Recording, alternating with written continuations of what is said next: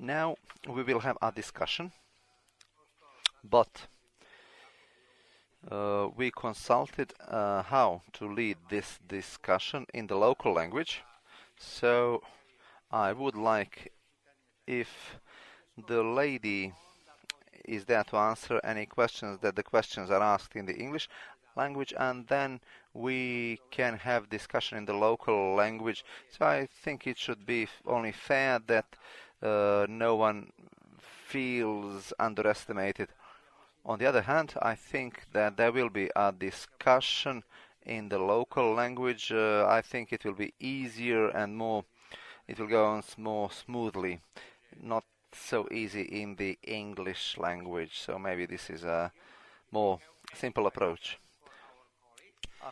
Regarding the last lecture, I would like to ask you to raise the question now, and then we will continue.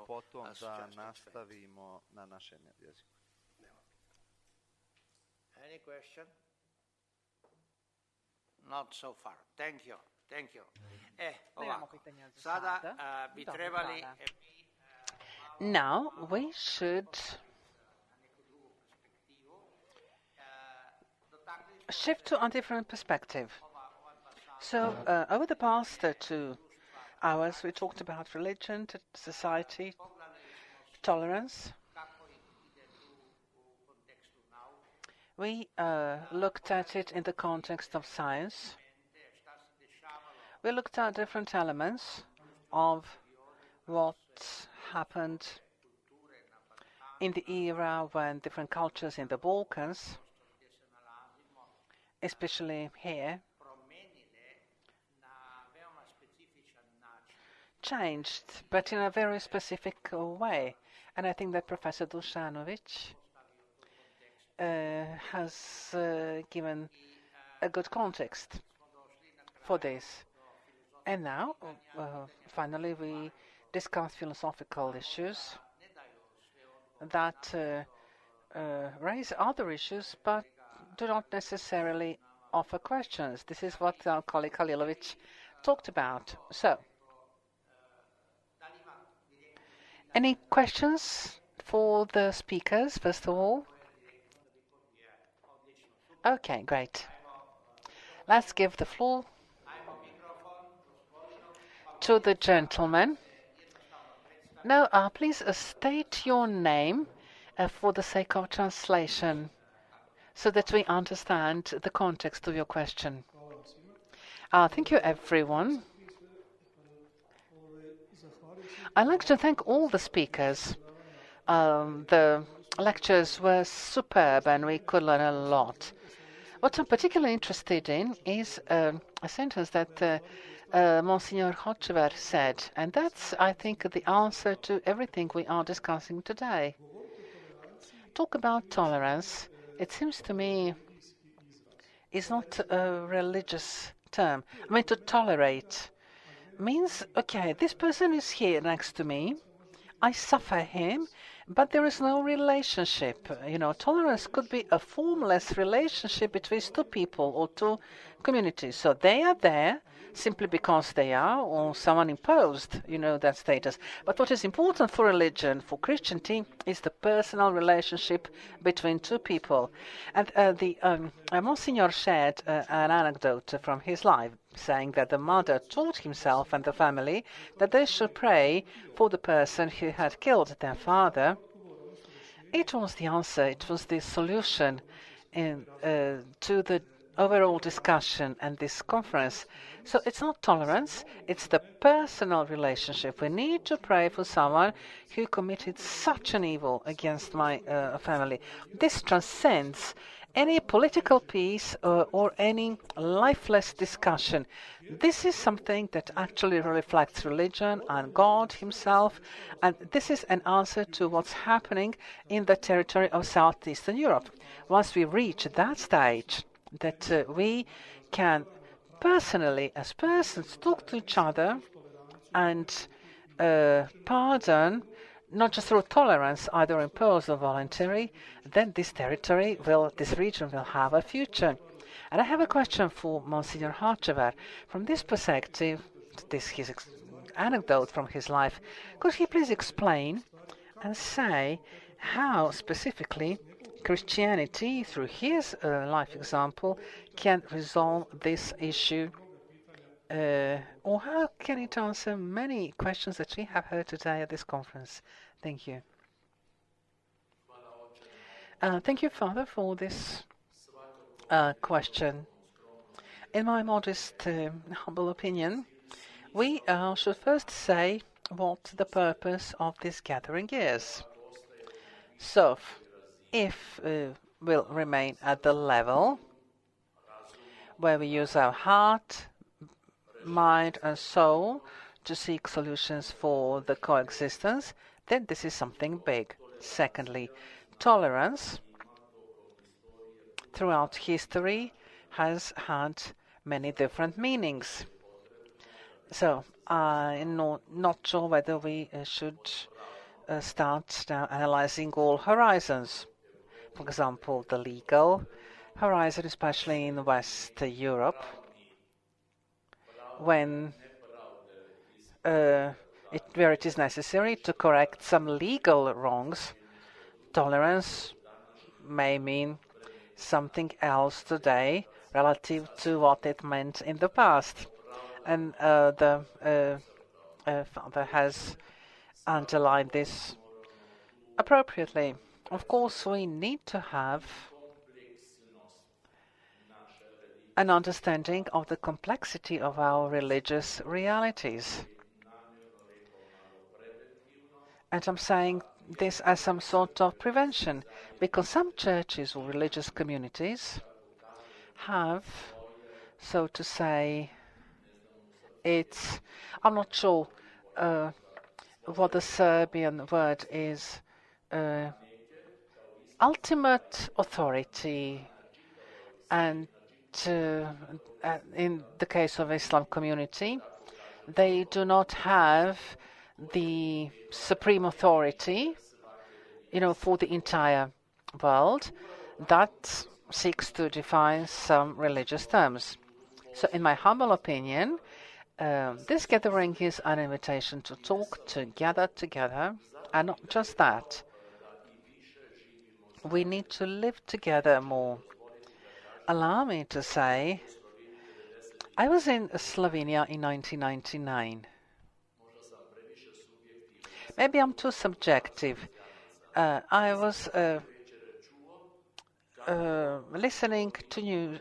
I could hear airplanes rushing to Serbia to bomb it, but I felt enormous pain. So the planes crossed Slovenia to bomb Serbia. I had no idea that I would, end up in Belgrade. But then, because some members of my order, Salesians, lived in Serbia, I started an initiative, Peace to the Balkans, and I thought we should go to Serbia because that's our task. The religious communities, Catholic, Orthodox and Islamic, should have a monastery under one roof but separately, and the communities would live their own lives, but they would meet so that on a daily basis, in practice, not just on a theoretical level, they are able to exchange their understanding, their experiences, and seek pathways not to tolerate ourselves, as the Father has said, within the today's meaning of the word tolerance, but to... I'm not sure whether the Serbian word is right, but you'll help me. But to go beyond, meaning that we need to have such a respect for our brother that we feel the need to help him even he's mistaken.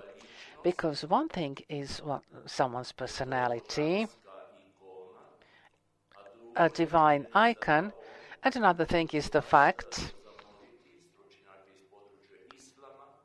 that I don't here ask experts for Islam, because you don't seem to make distinction between a divine personality and freedom of thought, because if we have freedom of thought, we may err, we may mistake. So we need to accept one another, and then through dialogue, we need to amend our thoughts and philosophy. But let's go back to what I started saying. In any case, we Christians in particular, in our theology, it is not theoretical but practical, because the God's Son became man. So this is not just theory. We are talking specific life here. And then he lived for everyone and gave life for everyone. So we should not be fighting against a person who may not be telling the truth. We need to fight for that person, but through dialogue, and also help that person to ensure the full unity. I myself always advocate, and I live for everyone, even those who errs or makes mistakes at an intellectual level. So I have to be happy to fight for them. God gave us reason, which means that through dialogue we need to seek pathways to come as close to the truth as possible. But as we know, the truth is something transcendental. And this is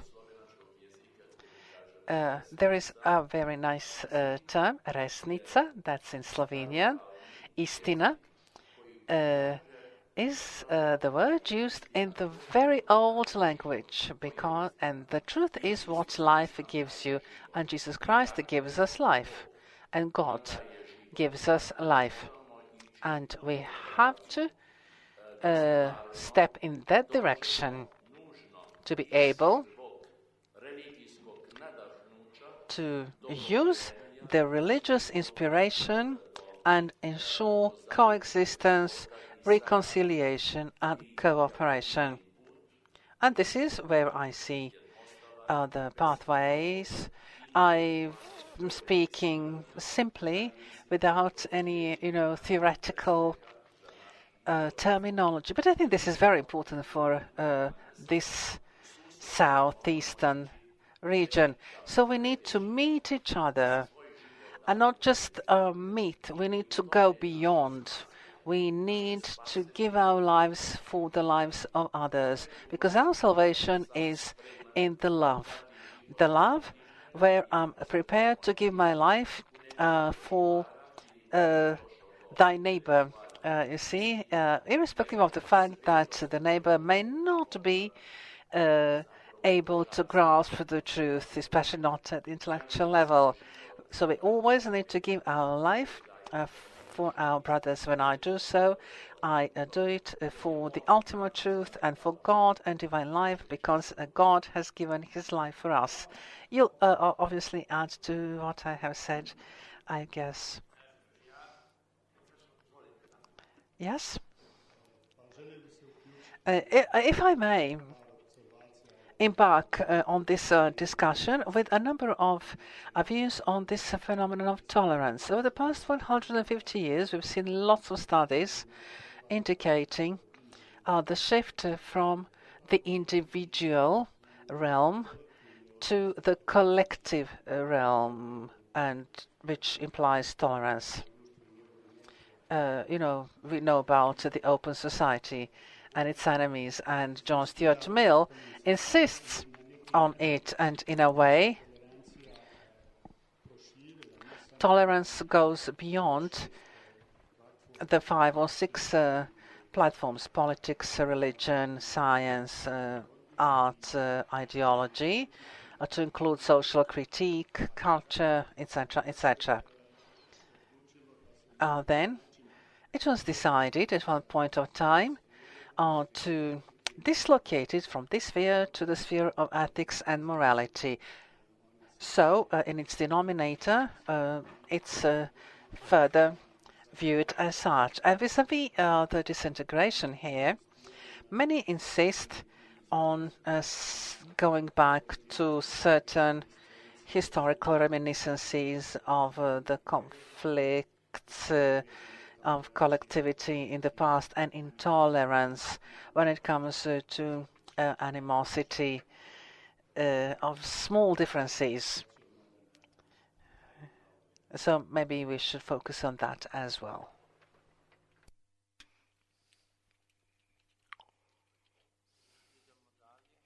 Okay, let's move on. I think that now maybe you will have a comment.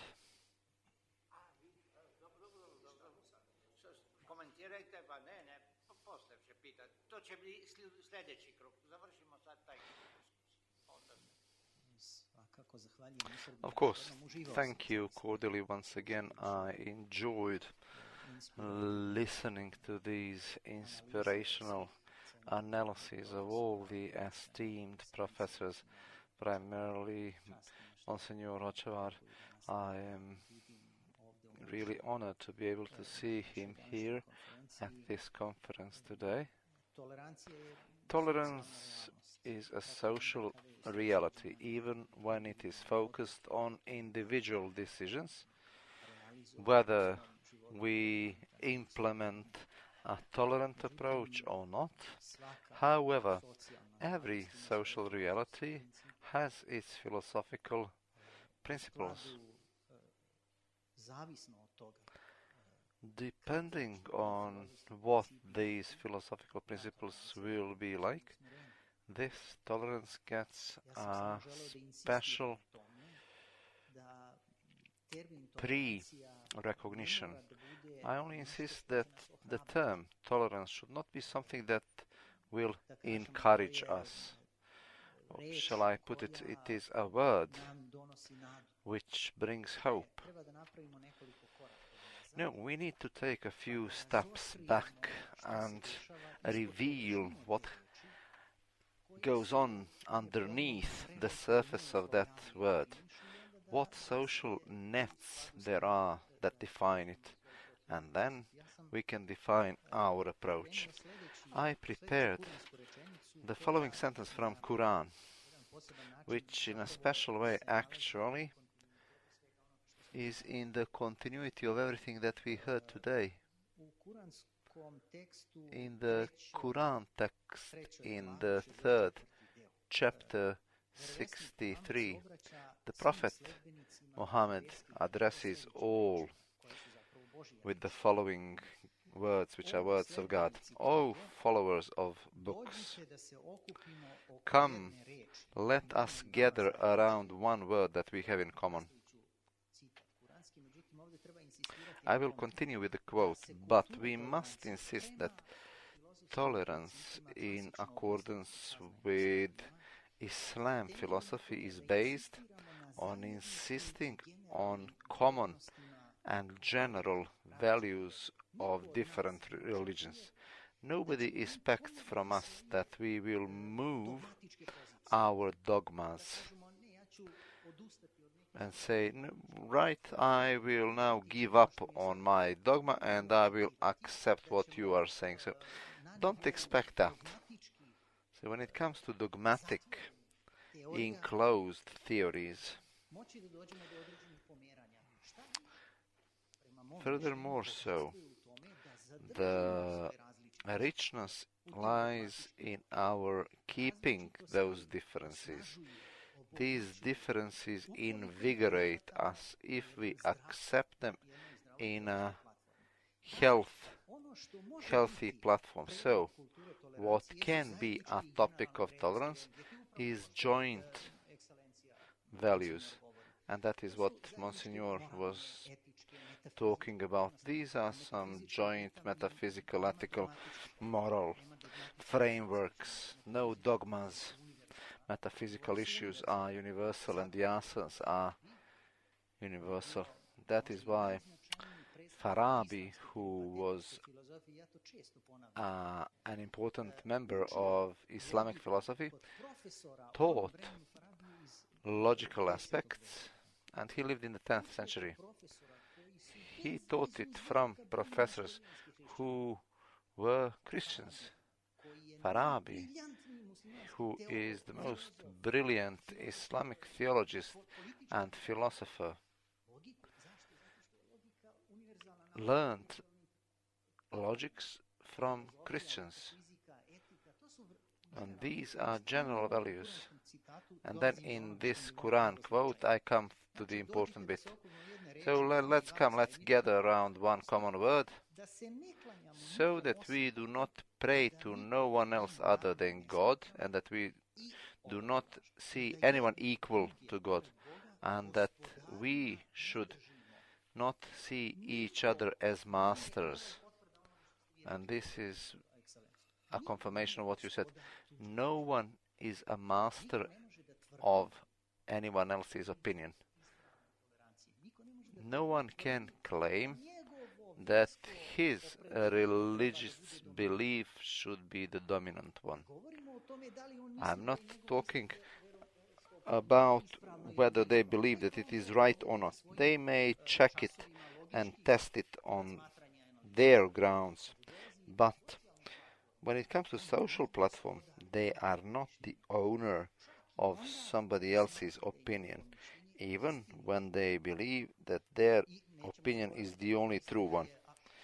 Let's not forget that truth is revealed in all religious confessions this way or another.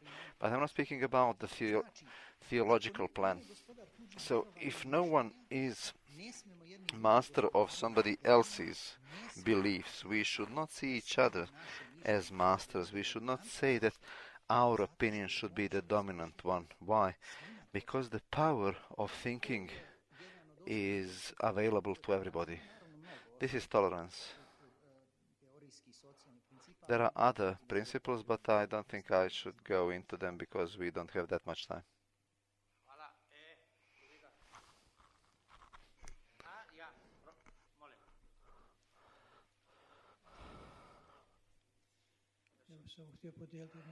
I would just like to share one of my experiences. When I was studying in Jerusalem in 1984-85, we had a discussion amongst Jews, Christians, Muslims, and then one of the professors in Jerusalem told us about his experience. We meet on a regular basis, 3 or 4 times a year, and when there are political discussions, we quarrel. The Arabs are in one camp, Christians in their different camps, Jews in their own camp. But once that is over, when we pray to God, we are all the same. We can take psalms from the old books, from Bible or from Quran. There are also prayers. And when we pray together, we are like one soul, one heart. It is a way of being tolerant. Thank you.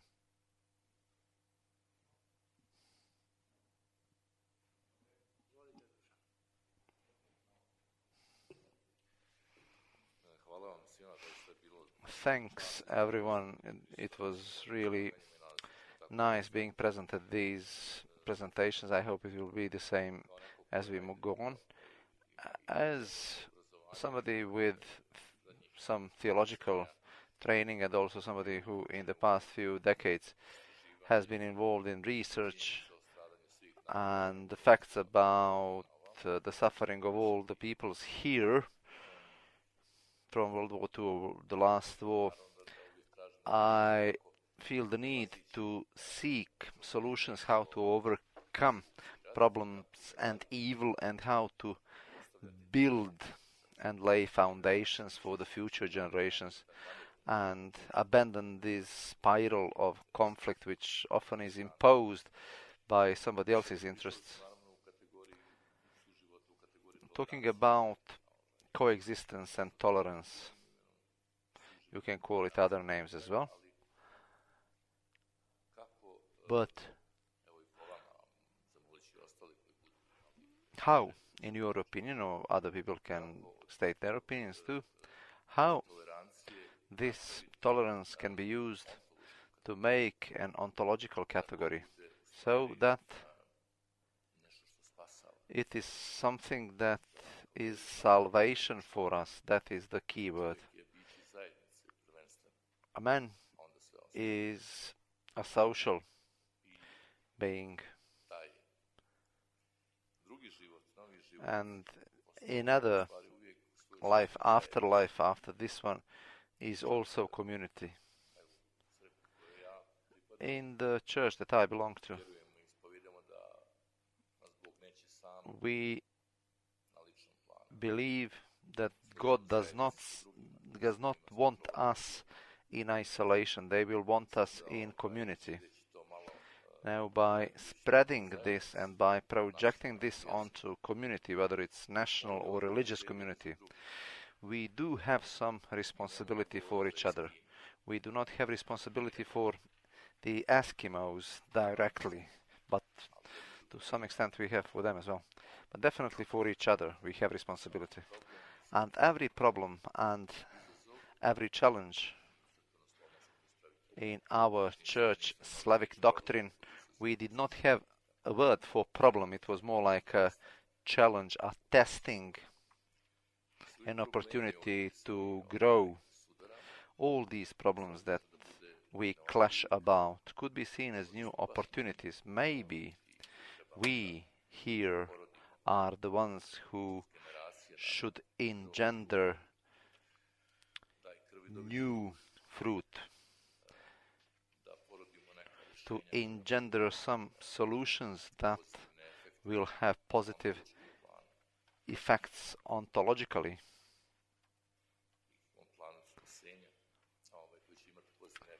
Something that will have positive effects for the global community.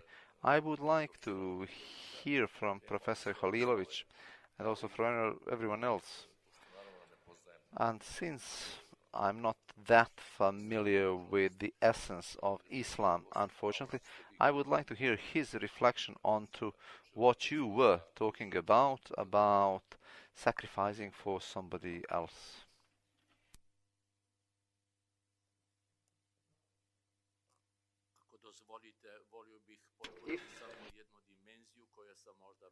If I may, I'd like to underscore a dimension that may have been neglected.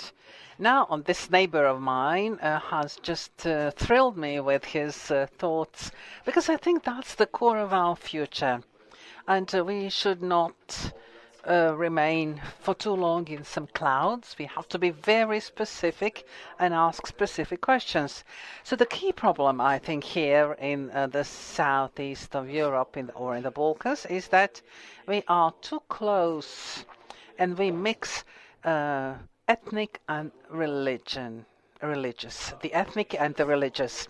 Secondly, we adhere to our traditions. A Catholic theologist has said that there are traditions in secular traditions, and there is the tradition in theological terms. And it is the merit of Dr. Tanaskovic, who has always emphasized the role of religion, and I'd like to invite the representatives of all religions to go back to the pure theology. The representatives of the church primarily belong to this or that ethnic group, and then we look at everything through the prism of that. We know that the complex history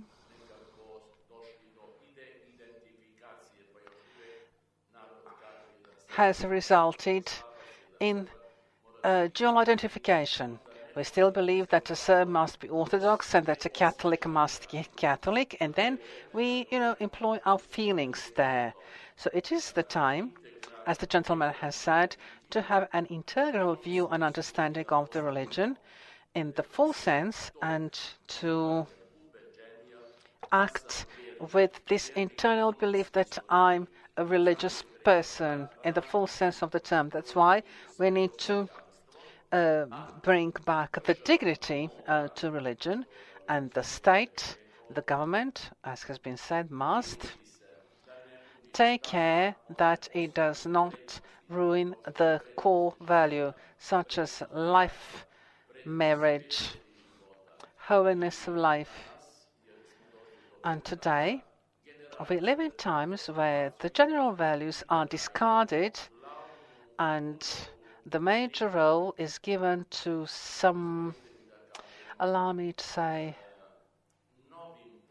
novel phenomena in the area of ethics that destroy us all then. Democracy is not possible if there is no respect for the core values of life, and I do not know how we'll be able to reach that discussion. That's why the martyrs of different churches and religions are those who fight for democracy, because while respecting the core value of the holiness of life, marriage, etc., that we are men or women, that's the value. And the Southeastern Europe will have to have that discussion and have more clarity in that area as to what true religion is and what true democracy is.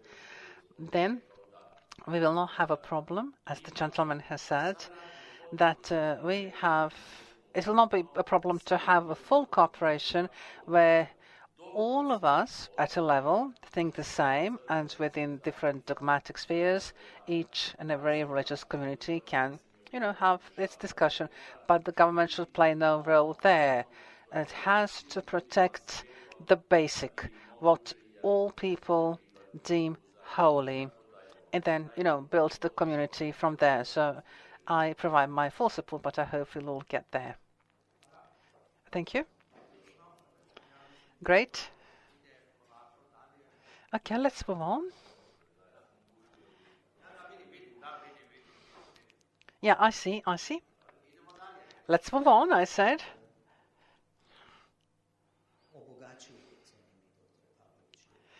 Dr. Pavlovich, your thoughts are enriching, simply because they're based on intuitive understanding of the collective pain. The collective pain is a temptation on our path to come closer to the God. And this is the deepest capital. This capital takes an ugly form, but below the ugly form we need to uncover the most esoteric essence of divine grace. When I spoke and said that tolerance should have appropriate theoretical and practical fundamentals, I wanted to repeat again and make reference again to a very important platform that we first knew in Aristotle's philosophy, because he distinguishes or differentiates theoretical and practical disciplines. We can understand them with a mind and practical mind. But the questions about the practical life must be viewed in the light of the credibility of theoretical mind. If we discredit the theoretical mind, then our solutions for practical areas will not be viable or long-term or beneficial in the long run. What in this theoretical part, I see as a very important principle, and this is what your question focuses on, is the issue of salvation. I believe that we should make a clear distinction between the following two categories: salvations and truthfulness. These are two categories that are quite different. Someone could be subject to universal salvation even if not a member or if his religious beliefs are not true, for example, for different reasons. In Islamic philosophical tradition, it is said that divine grace is once, as usual, God is graceful towards good people, those who are true believers. But at the same time, God has universal grace, or, in other words, sometimes God appears in sends grace in a usual form, and in different cases, it offers ontological salvation. This is much more universal than the issue of truthfulness. The issue of truthfulness should be left for philosophical or logical discussions that we are not discussing here today, but they have the primary importance. But that's a different narrative. The issue of salvation is not that. We can, with firm belief, say that someone could be subject to salvation, although in his life that person never had a chance to have a single truthful belief. The person lived in specific conditions. For example, sometimes God sees and recognizes a light in our hearts that we cannot see, we the common people, and this light is enough. I recall once when I was in Iran city, Como, where I spent almost 20 years. Professors told us sometimes a grandmother, a grandfather, prays to God for the future generations, and then this single prayer is enough that the future generations, turn out to be brilliant. A great daughter, a great son becomes a brilliant scholar. So sometimes the simplest prayer in God's court of universal mercy and grace can be fundamentally more important than all these theoretical mincing that we do. But it does not mean that our theoretical mincing is of lesser importance. And to add something else, something that you have noted, Professor Pavlovich, superbly and brilliantly, we here are referred one to another. We rely, because if we look at mankind, we are a universal collective.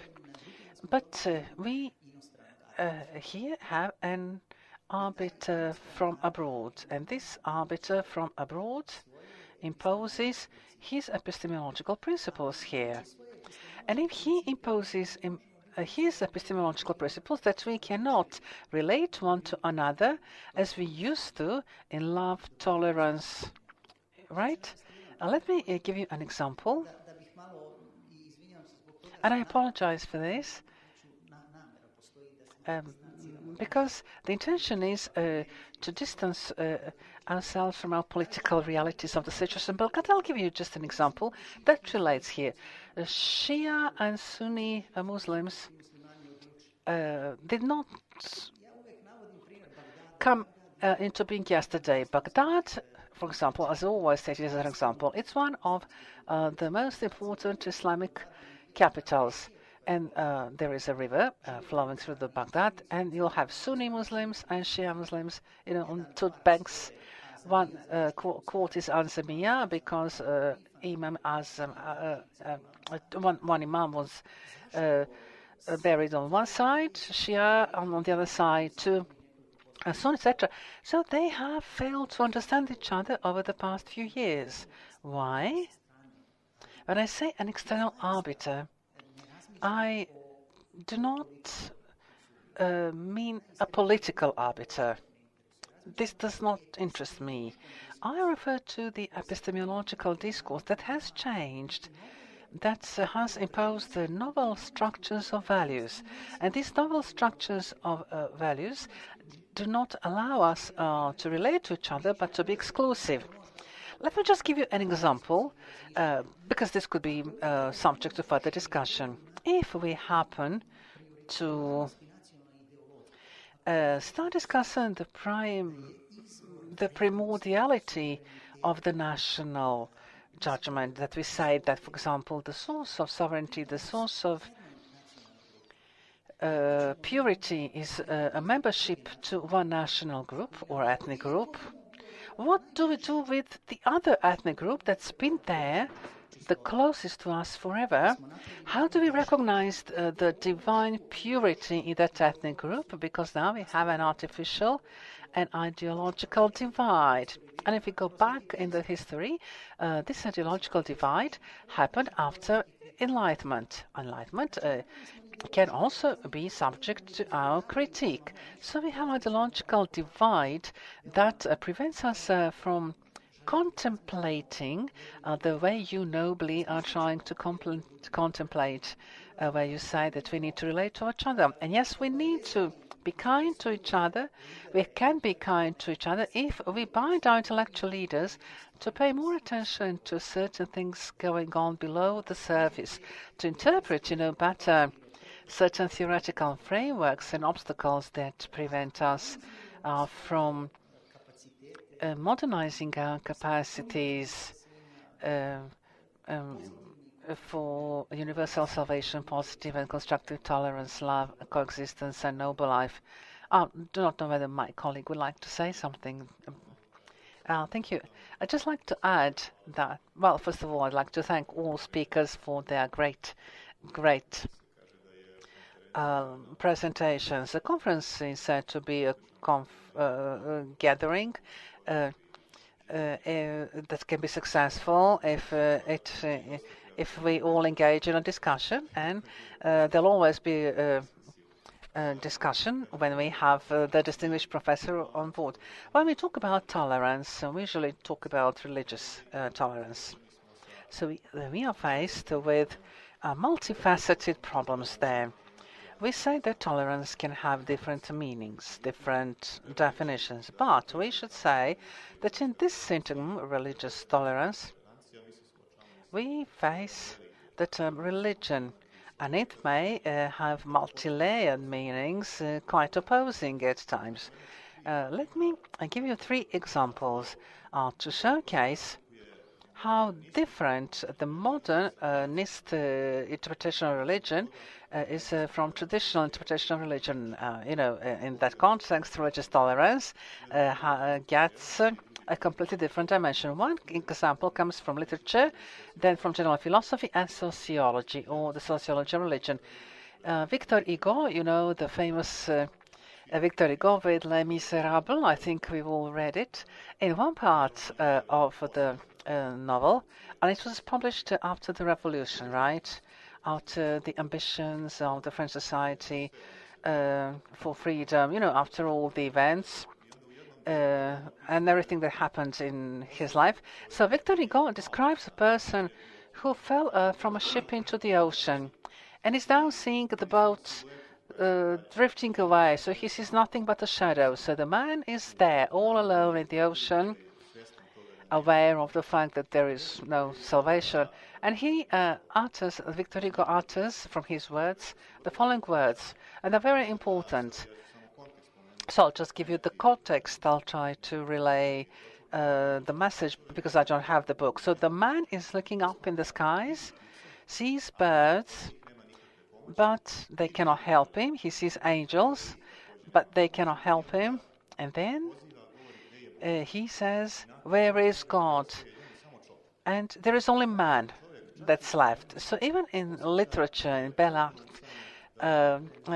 man feels completely lonely because modern philosophy, modern science and art alienated man from the metaphysical onsets of religion. So that's the example from literature.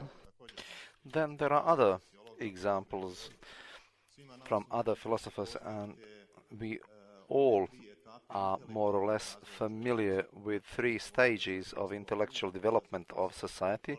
Society necessarily goes through 3 stages of intellectual development, from religion through metaphysics up to modern science. And he said that these 3 stages are of intellectual development of humanity are so defined that they exclude each other. So when we exclude the period of intellectual alienation, then there is nothing else to talk about when it comes to religion. And then he said, we go into the sphere of philosophy. And then he also mentions myth and mythology, and from Isaac Newton onwards, and from the age of enlightenment onwards, and when we face domination of empirical science, he said that not even philosophy is needed. So according to him, according to his philosophical view, the era of domination and presence of religion and philosophy is totally over. So modern humanity, modern man, feels no need for religion. And then there is the third example of sociology. One of his disciples, and in Emil Durkheim, whom I mentioned, I did not have time to go in more detail in analysis of his ideas. When he talks about religion, and he is one of the main proponents of religion as scientific discipline.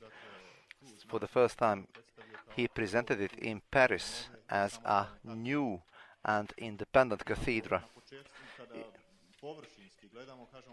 In the beginning, on the surface, when he speaks about religion, and he dedicated all his life to religion, but what is religion in his intellectual corpus and methodology? He speaks about religion as a set of symbols. So he explored and did research in some elements of religious life in Australian tribes, and he discovered that they believed in totems, and he said that that is the most primitive form of religious life. And because he was a positivist, he said that based on research of these most primitive forms, we will find the germ of religion. And he said that God is totem, but totem, as he said, represented symbols that some Australian tribes drew on their bodies or carved at caves, entrances. So for him, totem means both symbol of deity and symbol of that society, tribe. And he says, if the symbol is the same, if it relates to society and unto God, then why not say that society is human's God? And he says in several of his papers, society is man's God. In one occasion, together with his friend and his disciple Celestin Google, he was passing by a door open ajar of Notre Dame Church, and he uttered a very important sentence. And it is very indicative, and these are not just any sociologists, these are classical sociologists who laid foundations for sociology. And when he saw this door ajar, and he said, from this altar, and please pay attention, I, as modern sociologist, should be speaking. So, in his book about division of social labor, he said that that the age of a religion is over, but a religion as social institution should have a replacement, an alternative. In the first part, he said it was supposed to be ethics or moral, and there should be new moral value, and that is what sociologists should present. But when he saw that ethics does not have the comprehensiveness that religion has, then he said actually that the sociologists should create a new religion. So religion in his sociology does not have an absolute overlapping with our understanding of traditional religion that is present in Christianity and Islam and Judaism. And this is an existential question. And this issue is not something that we should respond to intellectually. This is something that we face on daily basis. something that compels us to create new strategies, and that is that we, as Muslims, Christians, or Judaism, we face the same challenge. We face some totally new interpretation of religion, and when we are offered a new approach to interpretation, then they say, if this is religion, let's be tolerant, and we must say, well, okay, but this is not a religion. A religion is something else. It's not a set of symbols. Therefore, at the level of metaphysics and some spiritual segments and the level of philosophy, everyone, all representatives of different religion traditions, they have a lot in common, and it is these joint efforts, for example, Farabi's example, have created a type of collective response to these challenges. Perhaps I spoke too long, I apologize. Excellent. We do have another comment. I would just like to reflect on Mr. Halilovich's words. I agree that in philosophy there are principles and notions. I support that. But you said that the state should later implement it. On today's objective reality example, you can see that we have a global conflict breathing at our necks, and you see that states sometimes are not ready to implement it then. If it were so, in the Middle Ages, kingdoms and dukedoms, if those principles could have been imposed, then there would have been no religious wars lasting for decades or centuries. There would be no forced conversion of this or that confession. So one should not rely that somebody else will resolve this. So philosophy set this up correctly, but it's up to societies to implement it. To some extent, state has done its work. Some principles have been established, but this is not an ultimate solution. Even today, do we have good principles of democracy? Even it started back in Greece, but who's implementing it? And if these principles were honored and respected globally, then there would be no conflicts. And where are these principles in the international community and its highest fora? You see that actually it is might that rules in the international community. So this is something else, and we can stick with principles and notions, but once you expand the notion of tolerance not only onto religion but also onto nation, we get to the field of pedagogical science, and this needs to be inculcated in educational systems. Tolerance, dialogue, endurance, acceptance, and so on. But these imaginary aspects, who said what? Society is God to man. It's all nice, but it must be built, and unfortunately there are numerous examples of bad practice, and therefore society should endorse and verify implementation of these principles. If they weren't good, they would not have persisted through centuries.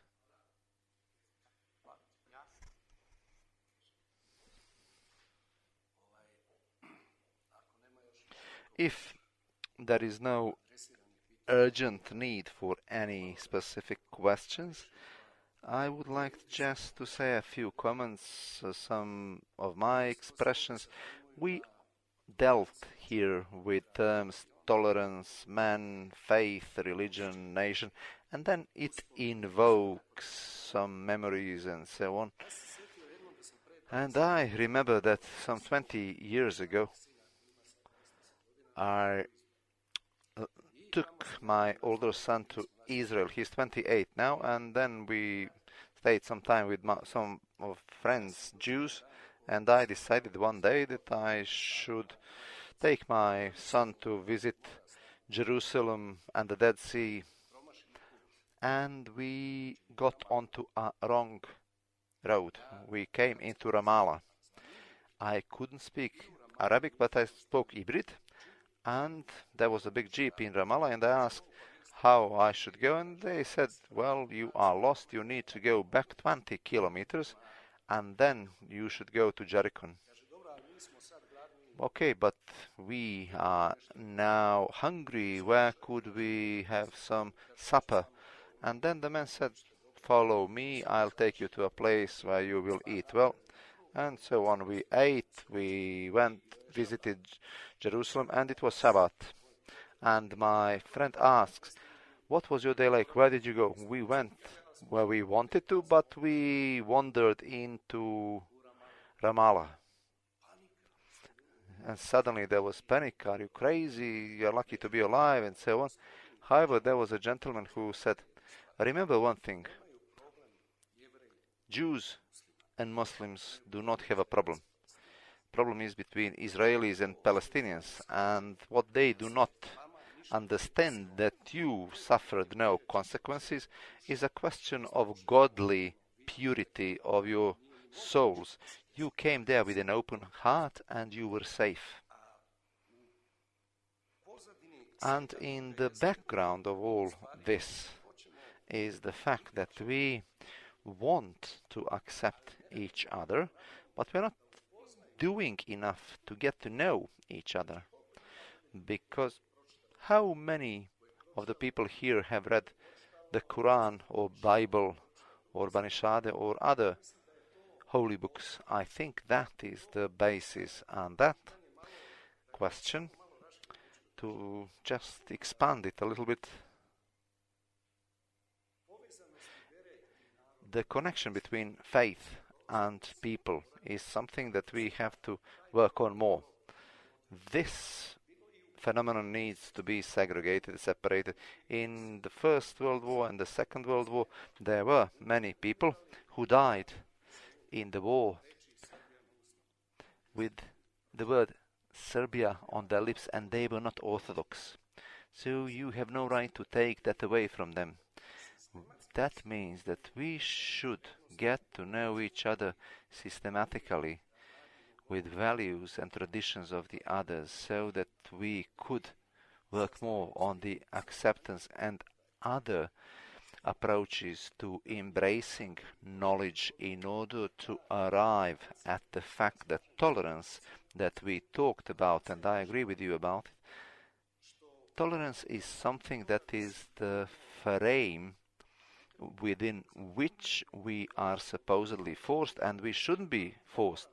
Like, we must tolerate somebody, we don't feel like it, but we must tolerate. What we should do first is get to know them, and like His Excellency said, we must love them, and then it will yield good results. Thank you. Bravo. So we have a comment. I know that now we have lunch, but before we leave for lunch, I'd like to say a couple of words. It is a most easy thing to receive an invitation and say what you think and share your thoughts. It's more difficult when you hear something and you disagree with it. It's even more difficult when you are forced to take sides. And a man who's smart enough can do that. A man who sees no one but himself, but not what is inside him, will never be able to do this. That's why I have a question. In the realm of religion and biology alike, in essence, we are a biological being. And we carry everything in ourselves, in our genes, and which we convey on. In order for us to convey them on, After some time, we reached education. And now, education is trying to prepare us for life. The education systems of the modern age built or relies perhaps too much on the building blocks of pure science, but not that much on understanding, love, and some basic survival skills. Since we do not work with children, in the ways old, they get lost, and then they come to a point of conflict, and then you see what happens in schools, in the Balkans. It's not just, the event in Belgrade, but everywhere, actually. And this is also related to faith. So I'm not going to go into religion as an institution.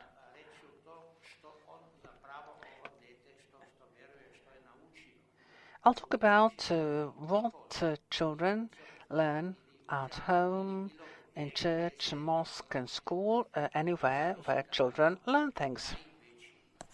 And I think that's where the biggest problem of our society lies.